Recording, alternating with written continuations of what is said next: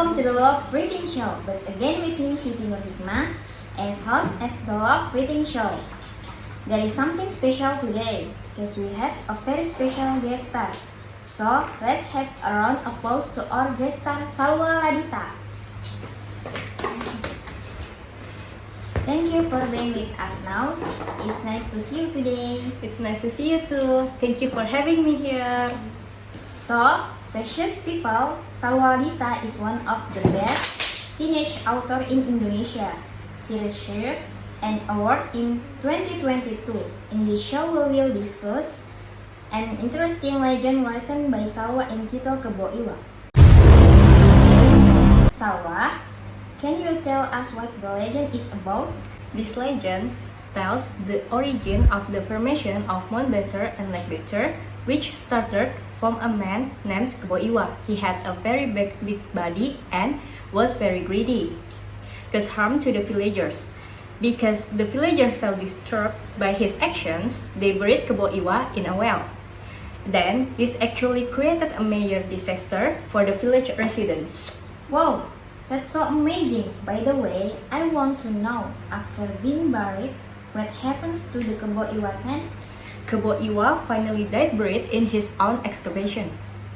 What is the most interesting point of the legend? Oh, I like your question. My favorite point of this story is when Kebo Iwa tried to make a big well for the villagers. This part shows the hard work of Kebo Iwa, and this makes me impressed with the figure of Kebo Iwa. Wow, very interesting. Thank I you. agree with you. So, where did Lake Batur and Mount Batur come from? Lake Batur comes from well-dug water which continued to overflow during the village and its surroundings, while Mount Batur comes from piles of land excavated by Kebo Iwa that help pile up. And both of these are located on the island of Bali. What challenge or difficult did you overcome in reading the legend of Kebo Iwa? The difficulty is that it was difficult to get ideas. Apart from that, as a human being, I must feel lazy. And the challenge was how I can fight this feeling of laziness to complete this legend. Wow, can you give her some applause? Thank you. What made you write this legend? Because I think this legend is very interesting. Because this story is very related to our everyday life. So it has many lessons that we can learn from it.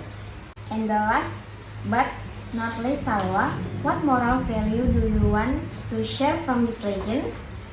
The moral value from my legend that I want to share is we should not be greedy. Because greed can damage ourselves and the environment around us.